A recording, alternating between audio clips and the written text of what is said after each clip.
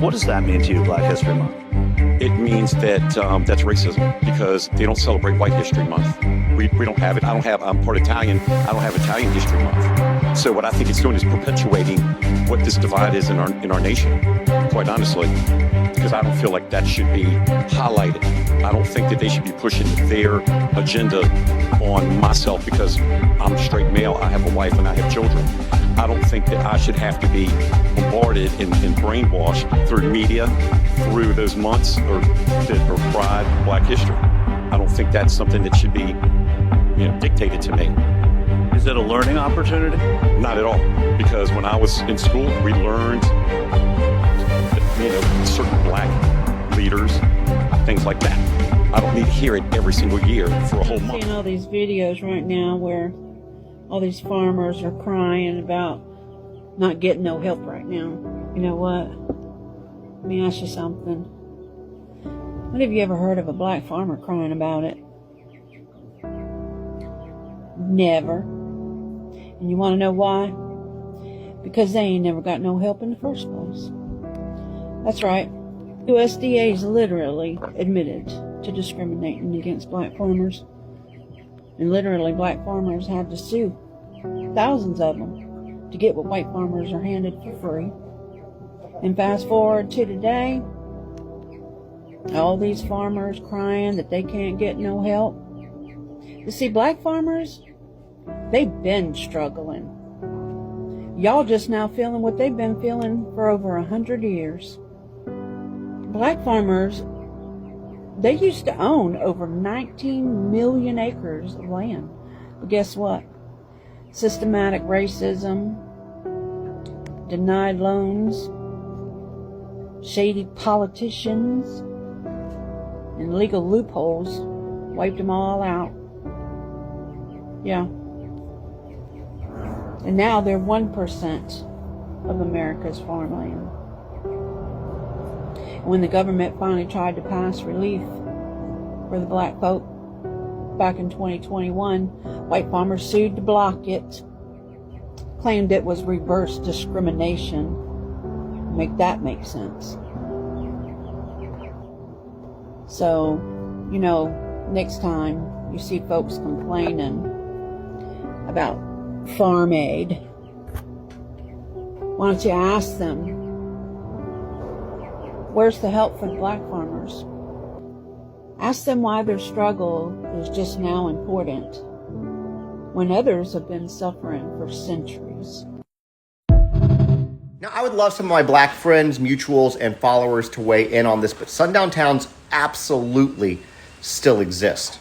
Now, the term sundown town actually used to be a legal thing where towns could have different rules and regulations and laws against black people versus white people. And though that doesn't formally exist anymore, the term still is correct because there are still people in those areas that still feel the same way. And I'm not going to name that many towns, but there are plenty of them still out there. Ask anybody who is a person of color to tell you where a sundown town is. I guarantee you they can do it.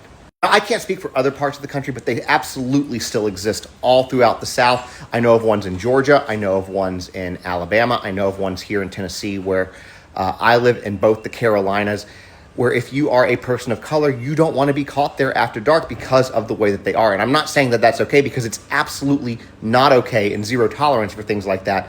But unfortunately, there are still plenty of racist people out there that this exists. And you making this comment is basically just trivializing the people who go through that kind of stuff. In fact, late last year in North Carolina, there was a black truck driver found with a rope around his neck tied to a tree. So tell me that these things still don't exist, because we're not going to hide it and pretend that they don't. Watching Tesla go bankrupt and Elon Musk losing all his money is going to be so much fun. And the best part is, when Tesla starts to fold and go under, it is going to have such a great domino effect for pretty much everybody, because what's going to happen is Tesla stock is going to continue to go down. Tesla is basically going to, at some point, probably have to declare bankruptcy. And then Elon Musk used Tesla as collateral to buy Twitter. They're going to call that in. So he's probably going to lose control of his precious social media platform. And then what's going to come next? It's probably going to be SpaceX, which is already a complete and utter disaster. once Elon Musk is on the brink and has lost everything, that is going to spell such trouble and ruin for Donald Trump, because you know that whole relationship is going to explode. Elon is going to completely turn on Donald Trump. Very apparent that the only checks they were verifying were clients who were black. It was not white people. So I'd write a check for clients. They would try to deposit the check. When they verify a check, they call you. Is this check real? What's check number? And I would start saying, who's in front of you? And they'd say, Mr. Jones. And I'd say, what color is Mr. Jones? And they go, well, he's black. And I'd say, yeah, do you know 4 other clients came in and they're white and you didn't call me? So I made that video a long time ago. The comment that I kept getting, black people commit more crimes. That's not true. In all of crimes, it's not true within fraud crimes. Source, FBI. I used to go to the airport and I'd go to the little kiosk, I'd put in my ID, and then it'd say, go see special help. And I'd go to the agent and they'd go, oh yeah, because of your last name, we have to do a verification. All because of my name. Your name doesn't make you more or less lawful, more or less inclined to commit or not commit crimes. Just like what color skin you are doesn't make you more or less lawful as a human. This is Robin Europe. She's a former bodybuilder and ex-employee of Equinox Gym. Equinox is a upscale gym, and they made it very clear that Robin was not welcome there. She only lasted 10 months before they illegally fired her. The company claimed that because she had been tardy on 45 separate occasions in her 10-month tenure, that was cause to fire her. In a race discrimination case, the legal standard is whether your race was a substantial factor in motivating a company to fire you. The company tried to claim that because she was late and because New York is an at-will state, they shouldn't have to pay. A predominantly white jury heard both sides of the story, and after only an hour of deliberation, found that yes, Equinox fired Miss Europe because of her race. And why is the amount so high? $10 million was awarded in punitive damages to punish and deter Equinox from doing this again. The other $1.25 million was for emotional distress. What's fact is that black people in the United States don't have the caucasity to define crime for everybody else while excluding themselves. What's fact is that European Americans have committed a vastly disproportionate amount of crime against humanity in the United States. European Americans have unalived and SA'd people of the global majority by the millions. European Americans have destroyed communities created by people of the global majority in the United States by the thousands. And until that truth is acknowledged and reconciled, there will be no excuses. The importance of it is not just like, oh, I just want to know that I have this thing, but like, for example, black students are much more likely to be sent to detention or suspended or expelled because they're perceived a certain way by teachers. And so by becoming aware of biases and how we're socialized and what we're grown up in, it really helps us to be better citizens and better people overall. Dropped a bomb on a black neighborhood. That sentence alone should stop you in your tracks. But of course they don't teach it like that. They don't teach it at all. May 13th, 1985, West Philadelphia. MOVE, all caps, like the word that you know. A black liberation group had been targeted for years. Surveilled, harassed, beaten, arrested, their homes raided, their members killed. But the city wanted them gone for good. So they came with guns, with tear gas, with bulldozers. And when that didn't work, they came with fire. The Philadelphia PD dropped a bomb on a row house, a C4 bomb, military-grade explosives, in a residential neighborhood. The fire spread fast, but the police were not interested in saving lives. They stopped the firefighters from putting it out, for real.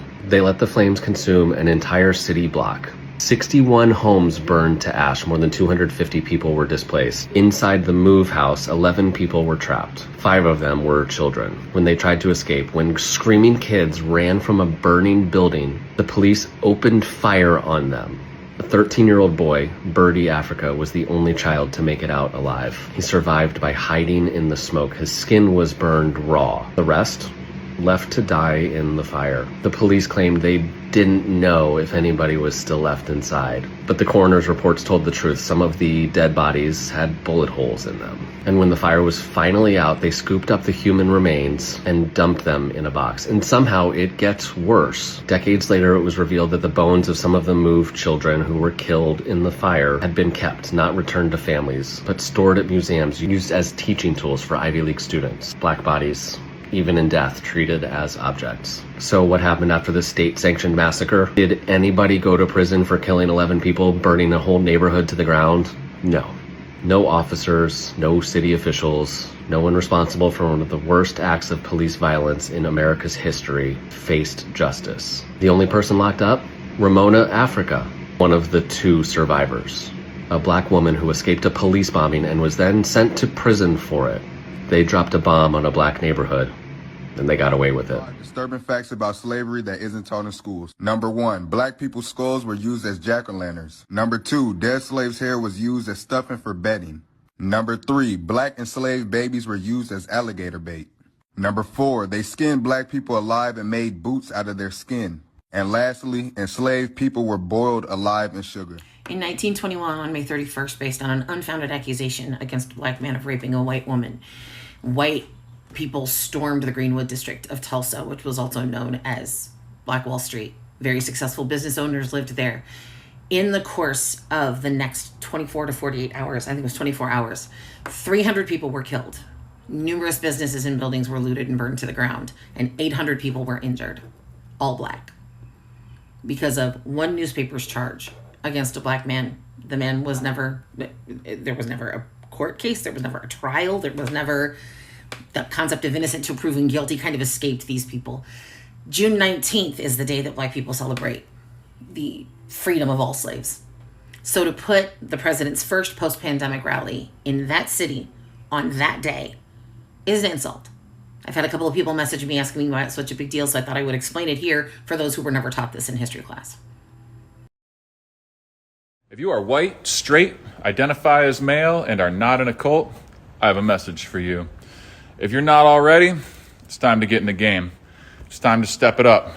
You don't get to sit on the sidelines anymore while the marginalized groups of this country have to fight.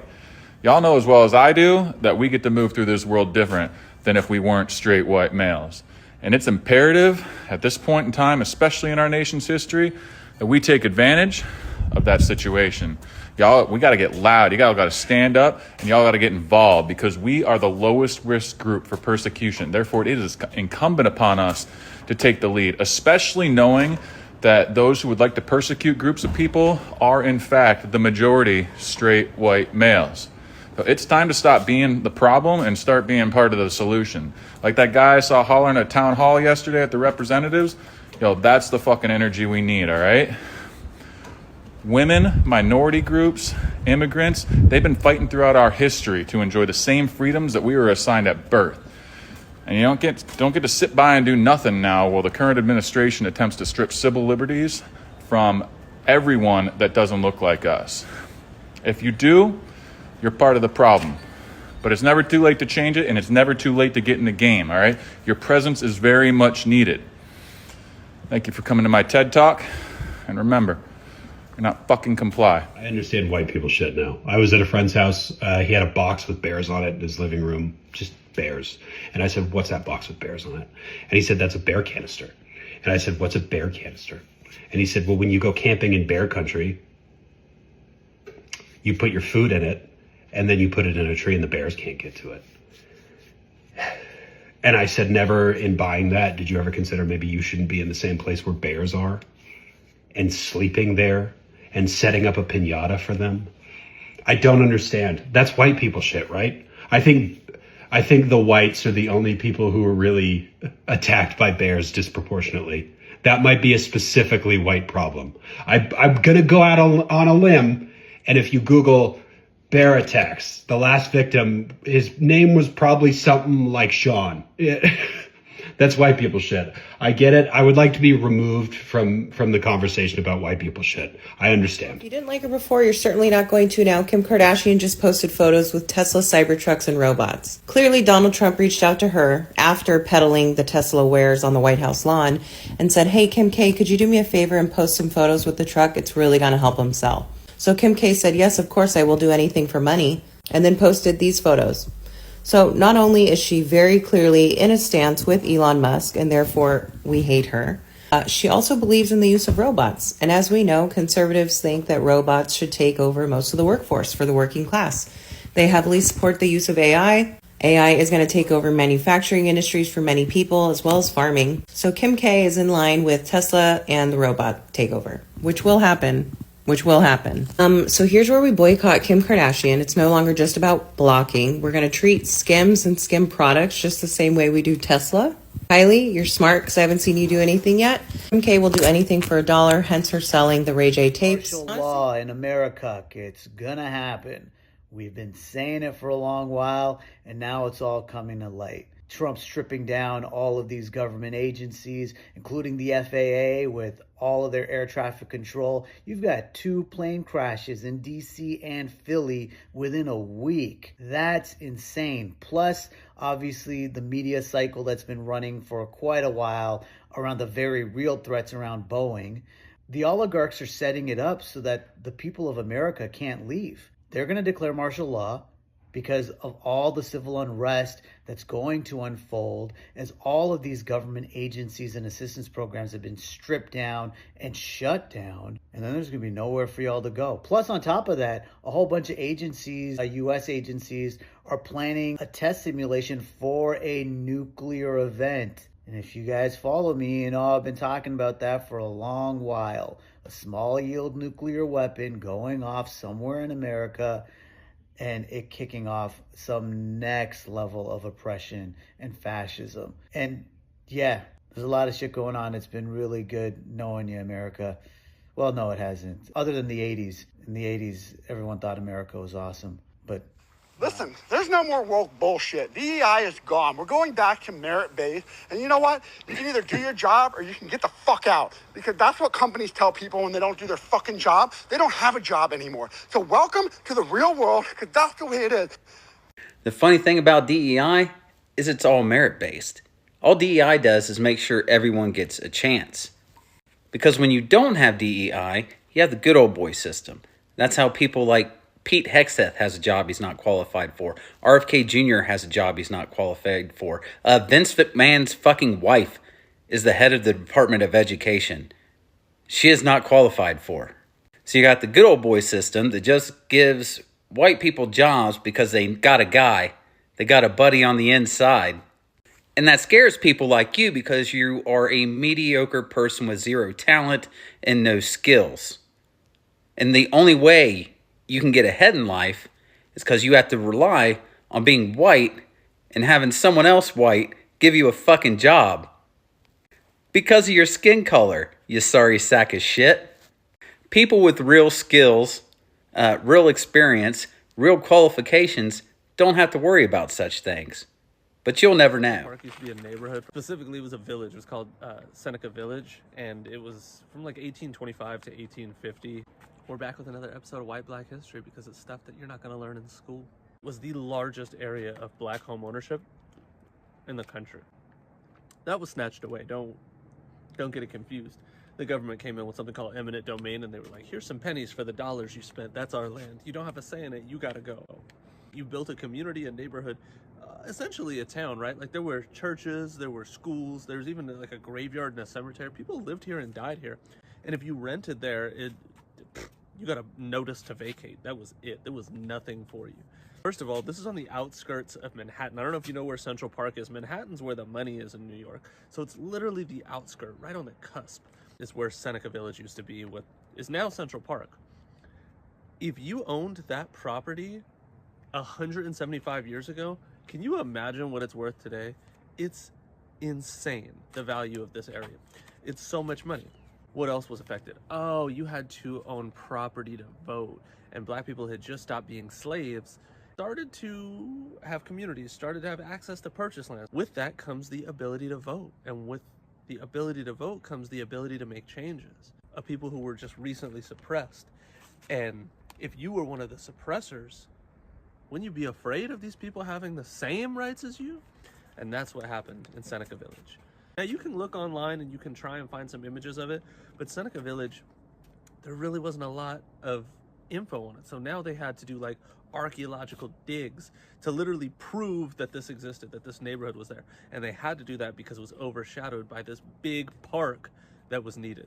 So if you look it up, you can find what appears to be the outline of a house in like bricks in the ground. However, that got debunked because it was a sandbox from like 1930. So they still literally have to prove that this neighborhood existed. Building of Central Park was such an like monumental process and story that it overshadowed anything else. Like, I don't know, the rights and lives of black people. They needed an escape from the chaos of the urban city, which was New York. That's white black history for you, though. Even if this wasn't new information to you, it might be to somebody else. So if you stayed this long, hit repost. Let somebody else learn. In Arkansas, one of the deadliest massacres occurred, and that state does not want it taught in schools. Welcome to my series where I teach history that legislation seeks to erase from schools. In 1919, black unionized sharecroppers organized for better pay and working conditions in Phillips County, Arkansas. White planters viewed this as a threat to their profits. One night, a group of white men attacked black sharecroppers meeting at a church. In the ensuing chaos, one white man was killed. A white mob, supported by law enforcement, began indiscriminately attacking black communities. An estimated 200 black people were killed, and many were driven from their homes. Federal troops stopped the violence, but then arrested 285 black residents, putting them in stockades until their white employers vouched for them. And a dozen black men were convicted of murder by all white juries and sentenced to the electric chair until the Supreme Court overturned their sentences due to the efforts of the NAACP.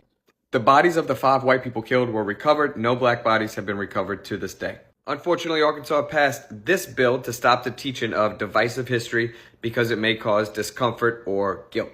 Despite these laws, kids deserve to know the truth. So I've hosted one of the authors, this guy here, to speak to my classes about the event for 3 years in a row now. Did you know this history? It's time to speak up. Well, it appears the joke's on me.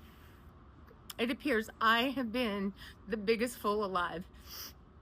You see, before the last couple of days, I knew that there was a segment of MAGA who just hated, who just wanted to burn the world down, and they don't care who they hurt in the meantime. I knew there was that section, but I really thought that most of MAGA just didn't get it.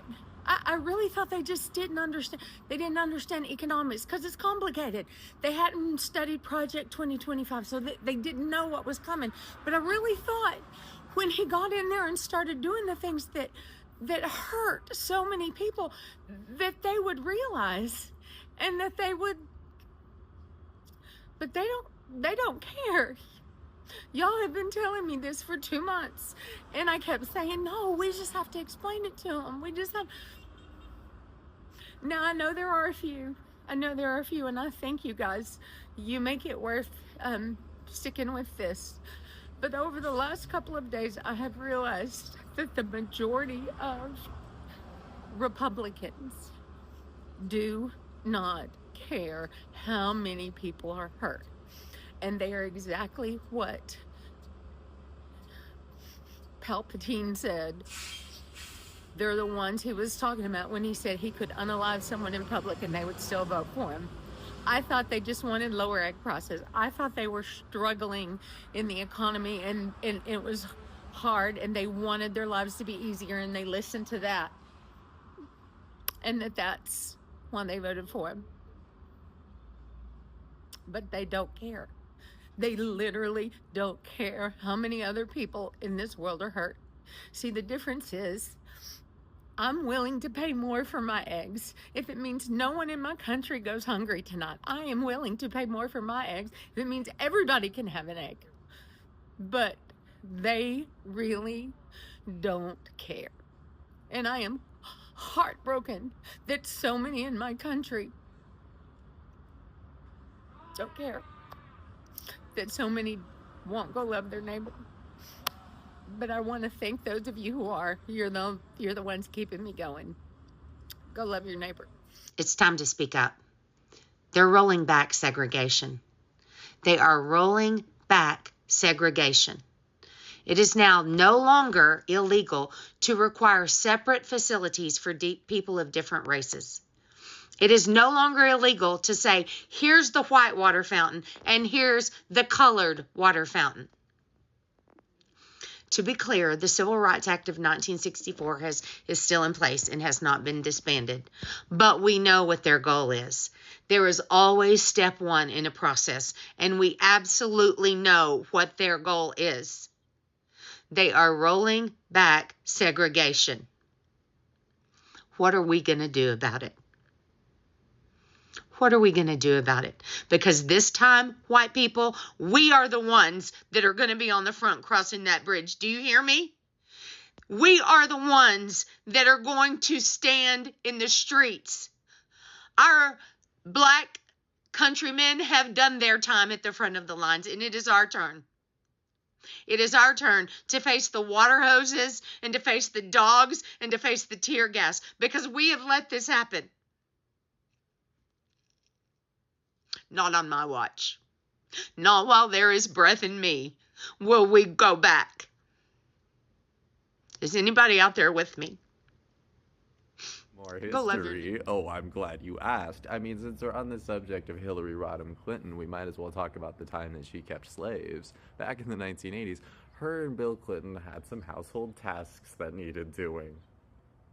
So they got prison labor, like prison laborers that they had contracted to do it. And I mean contracted, they didn't contract with the prisoners, they contracted with the prison who controls their labor. And when people say that slavery was never abolished in the United States, that's what they're talking about. When you look at the 14th Amendment, it says slavery is abolished, slavery is illegal in all cases except when it's punishment for a crime. And when you know about that loophole, you begin to understand that pretty much every stereotype about black or brown people being criminal is profitable. So when you know that, I really hope you start to question any of those beliefs that you hold, because I promise you it was something taught to you during the 70s, 80s, or 90s that was meant to keep this slave labor system going. Because those prisons and the people who own them, the private companies who own them, the jails, you know, who own people's labor, they own their freedom, and they can force them to do whatever they want through incredibly cruel and unusual punitive means that frankly no one cares about because those people have been criminalized. For non-violent drug offenses, like during the war on drugs, for like things like marijuana possession and distribution, things that are legal across a lot of the United States now. And the reason I bring up this like essential part of history is because it's essentially the modern extension of what has been 500 years of behavior from white colonial settlers. And those are all really big words, don't yet scroll away.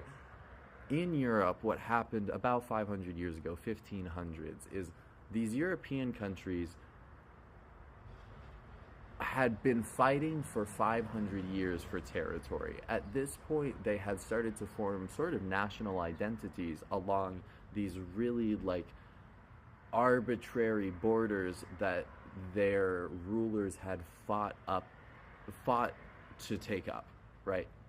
And in this like 500 years of fighting, from about 1000 to 1500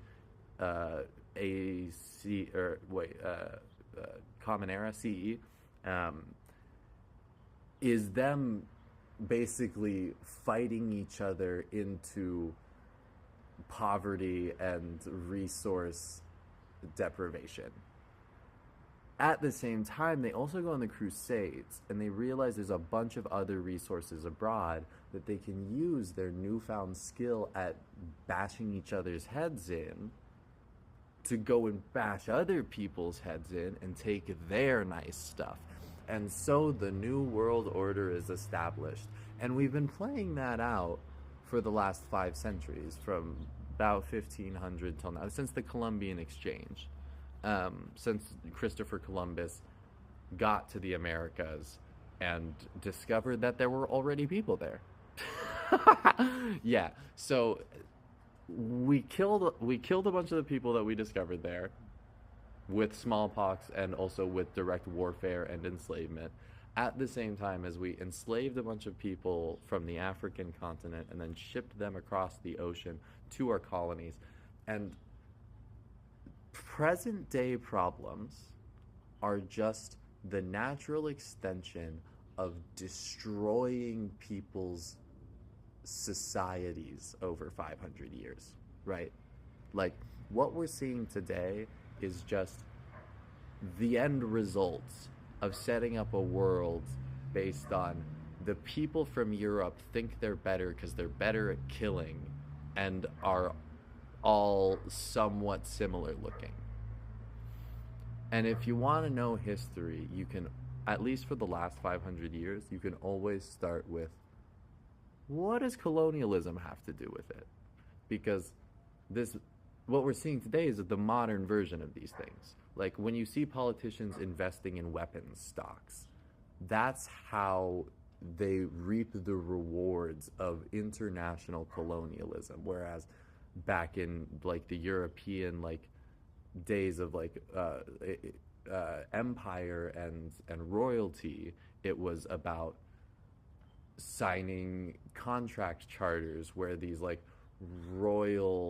this ruling class of aristocrats would give permission to companies, just groups of men, to go to places and steal their resources. So that's where capitalism starts. It's, I want to capitalize on the vulnerability of people who haven't spent the last 500 years murdering each other and developing firearms and advanced armor. Yeah, so that's a broad overview of history and slavery and exploitation.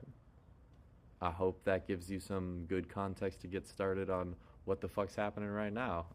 Yeah, have a good one. America was built on slavery, and it's never moved away from that model. Right now in the United States, there are about 800,000 prisoners who do forced labor. And if they're paid at all, they're paid as little as $1 for an 8-hour shift. They make products for McDonald's, Wendy's, Walmart, Starbucks, as well as furniture for office buildings and military uniforms, all kinds of things. And these prisons make billions of dollars with these contracts. And that makes it a huge incentive to keep American prisons full. And that's why we had things like the war on drugs, which was actually just an excuse to fill prisons with laborers. Immigrants in ICE detention centers also do labor. They have a voluntary work program, but it's not that voluntary. You still only make $1 a day, but then they charge you $11 for a tube of toothpaste. So since the detention centers don't supply them with basic things that they need, and that they have to buy them from the detention center, they don't really have to pay them that $1. But those detention centers haven't become a big industry like American prisons have. Part of that is just a lack of demand for detention centers. Those detention centers just don't have a big enough labor force. But it feels like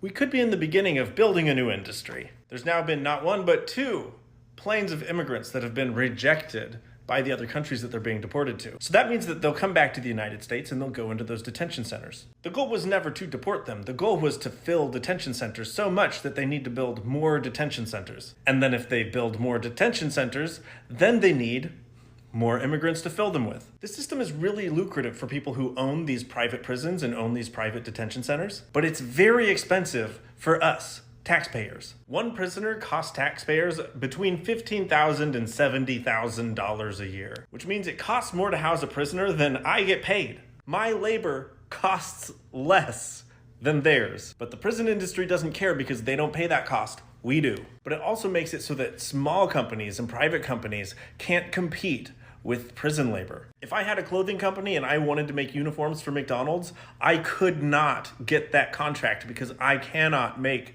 the clothes that cheap. Because I can't use forced unpaid labor, and even if I could, I wouldn't do that. I don't think you would either, but you pay for it anyway. And ultimately, that means that your local burger place cannot compete with McDonald's price-wise. So watch what happens over the next few months. We were promised all of these mass deportations. Are they actually going to be deported, or are we gonna have filled detention centers? And keep in mind that currently when ICE arrests an immigrant who is actually in the United States legally, they end up spending more time in a detention center than someone who is here illegally. So just because someone is in a detention center, that doesn't mean they didn't immigrate legally. And we'll know that this is what is happening when they start building new detention centers and when these detention centers start taking contracts for labor.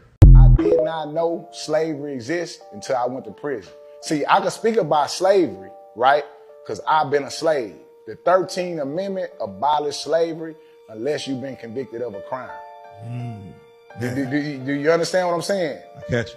I'm inventory at the age of 17, a slave for the state of Texas to serve 8 years of servitude in the Texas Department of Criminal Justice. Now, why you say a slave? Because some people think that, hey, once you're there, you just get a bunk bed, you get a book, and you get to just sit there in boring silence for the rest of your days. You asked me why I said slavery? Let's go. Have you ever seen a nigga pick cotton? Nah. Where have you seen a nigga pick cotton at? Never in my life. A slave, though. Oh, slave. Yeah. Nigga, I was sent to pick cotton. That's why I say. Oh, so you? Slave. So wait. So I was sent to see. I was. Wait. All right. I So ain't never seen nothing but a slave pick cotton. Wait. So yeah. you have actually picked cotton off the cotton plant. I have picked cotton off the cotton plant. Texas Department of Criminal Justice. You pick cotton off the cotton plant. I remember. I go out here to the fields, and this is something me and you would never think exists. Right around the corner here, it's plantations of nothing but cotton. The South Empire was built on cotton, and they hadn't changed it in the 90s. We was here to pick it. And look, when I got to the field, I'm like, I'm not picking that shit, nigga. I'm not no motherfucking slave. Y'all got, they drew their guns. You ask what happened. You say what happened, right? Oh, they trained for niggas. Oh, you one of them niggas. You think you ain't gonna pick, huh? Yeah. You think you Kunta, Toby. Roll right up me on them guns, told me get down on my hands and knees or they gonna shoot me. That's what I'm telling you. They got, you are a slave. They have the right to kill you if you pose a threat to leave in this structure. No, damn. This is jail. So I am a slave. If I run, they shoot me in the back. How many times you thought of running? None. Well, what you mean? So let me, at any point, did you feel like, man, if we all get in this together, we can overtake this shit? That shit sound good, right, bro. That shit sound good. And I'm going to get to that, right? So to this point here, right? They made me get on the ground. One of them got off the horse. When he got off the horse, if I made any moves, you get smoked. They get a free kill. They got notches on their shit from niggas they done killed. Yeah. They keeping the score. Do you hear what I'm saying? That's why I say, let's not play with this shit. This is slavery. This is my first day. I'm like, you, what the fuck is this? You still a child? Yeah, you still a kid too. You what, 17, 18? I'm 17. 17. Like, what the fuck is this? Make me get on my knees. One of them get off, handcuff me, right? And I'm thinking this, well, at least I get a ride back in the building. I'm out this shit. They got me fucked up. No, that's not happening, bro. Guess what they do? You know, do they whip you? They don't whip you. As a result, I don't elect to have him belong to a club that I may belong to. I don't elect to be... For Judge Obar, as for most Southern whites, out of the past has come a philosophy he calls the Southern way of life. The Negro and his place is at the heart of it. This is the way it has been. It's the history of the South. It's because we've been brought up like this. We have been taught like this. And we teach our children like this. And they'll teach their children like that. I think it is a matter that has been history all down through the years and will remain history. Well, I guess it's just plain born in us, instilled in us. In spite of the fact that you have great respect for some Negro individuals, respect them as people, and not just as a servant. There is some physical revulsion, I think. The skin is dark.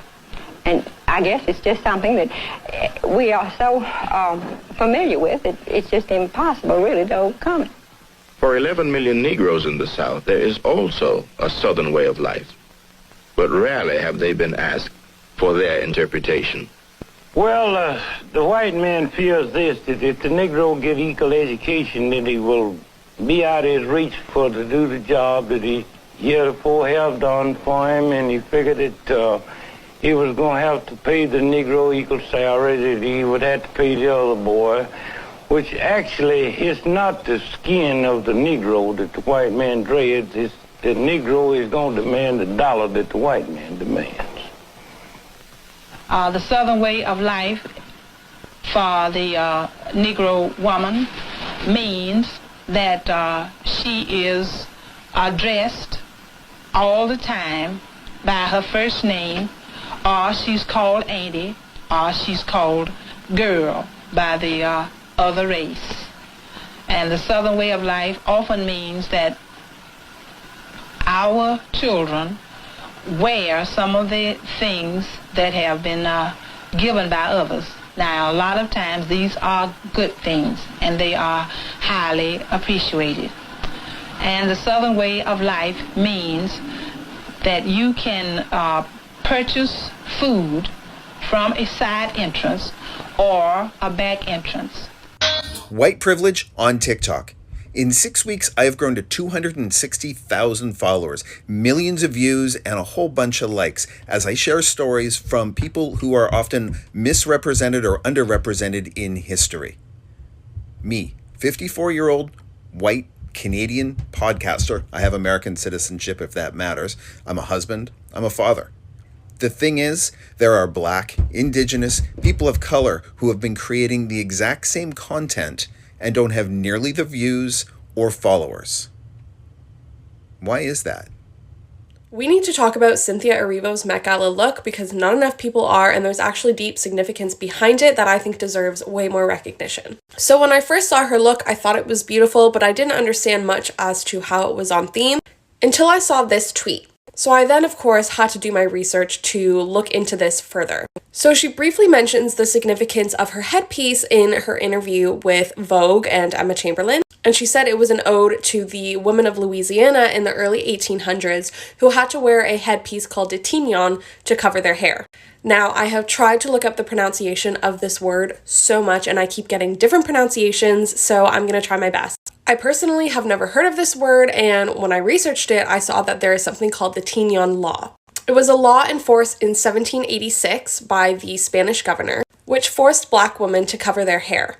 I took notes, so I'm going to be reading them. So in 1786, New Orleans was unique because of its high population of free people of color. The city's free Black population made strides in education, business, and they contributed heavily to the Black Creole culture that we see in Louisiana to this day.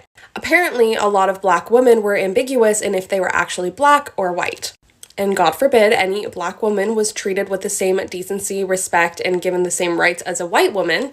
So a law was introduced that made Black women outwardly identify themselves as part of the slave class, even though a large majority of them were free. This outward identifier was the tignon.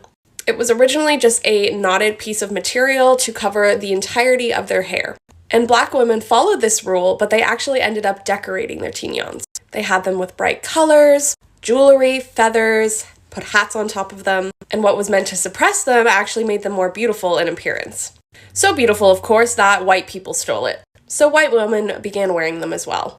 Of course, Black women's hair is still policed to this day, and Cynthia mentioned that and how a lot of women still like to wear headscarves and make them beautiful as part of their garments. I was deeply moved by this, and it just shows white privilege because I didn't even think of anything of that headscarf, and now I know. So thank you to the Twitter user for bringing it to my attention, and I hope you all learned something today if you didn't already know this. You originated from what? I come from God, ma'am. Black people. All they do is taking over everything. You can't even go into them stores where you have Black people. God bless you, ma'am. Thank you. I come from God. A couple days ago, I posted a video of a man sending me death threats. And a lot of you showed me love, and I'm super appreciative. But you didn't think for one moment I was going to sit around and let this man push me around like a little bitch, did you? Nah.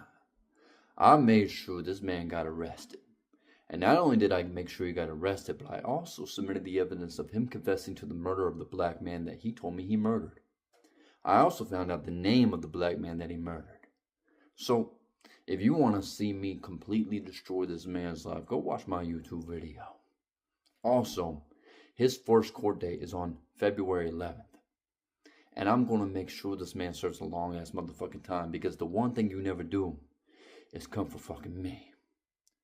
The religious right in particular has wanted to remove critical race theory from education, primarily because they don't understand what it is.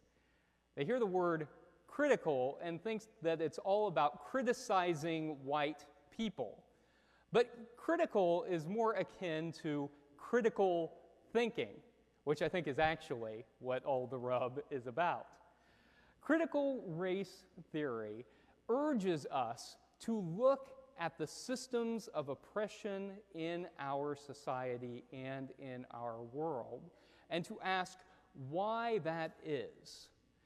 Now, it is undeniable that race is not biological, but is instead socially constructed, and the way we have socially constructed race in the United States has been in such a way that has benefited white people, particularly straight white men. Am I right? It's simply a reality, and we don't have to look very far to prove that. I mean, look at the institution of slavery and then Jim Crow laws that deprived people of color of life, liberty, happiness, income, of the simple knowledge of who your people are and where they are from, generations of wealth. We can look at the way that the U.S. government robbed indigenous people of their land and continues to take indigenous land whenever it suits them. We can look at the ways that the U.S. government has chosen communities of color as some of their favorite toxic waste dump sites. We can look at issues of redlining and gerrymandering that ensure that white men in particular stay in power. We can look at the prison industrial complex, which funnels people of color, particularly young black men, right into a for-profit prison system that profits off the dysfunction of society. Michelle Alexander calls that the new Jim Crow, making segregation once again legal through the prison system. We don't have to look very far to see that these systems of injustice exist in our society and have to be confronted, which means that critical race theory is sacred work. It is holy work. All right, stop, remove your finger from the screen because I need you to watch this video. This is Quadir and Nazir Lewis, and they were recently found deceased in Georgia in a town that they had never been to, and police pretty much immediately ruled it a self-unaliving / one of them unalive the other. Now, these twin brothers who were only 19 years old were actually planning to fly to Boston the weekend that they disappeared, and nobody believes that this was a self-unaliving kind of thing. But here's what I can tell you about Bell Mountain, Georgia, which, by the way, their hometown is about 90 miles from, and there's no connection there. Bell Mountain, Georgia is what's called a sundown town. And if you don't know what sundown town is, it's basically a place where if you are a person of color, you have to be gone by sundown because the town is incredibly racist. Now, at this point, the GBI, or Georgia Bureau of Investigation, has gotten involved, and they're going to be doing forensic testing, and hopefully the parents and the family of these two twins can get some real honest answers, because I'm just going to go out on a limb and say what they're saying happened in Bell Mountain is probably not what really happened in Bell Mountain. And I can say this too. I have done a lot of true crime reporting, and I have never, ever heard of twins doing this to each other. Now, I'll be watching this very closely, so if you want to stay up to date, make sure to hit that follow button. Drop your thoughts about this whole thing in the comments and just spread this out there as much as you possibly can because people need to hear this story. Also, I will break this down on my Substack a little bit later if you want to go there and check that out as well.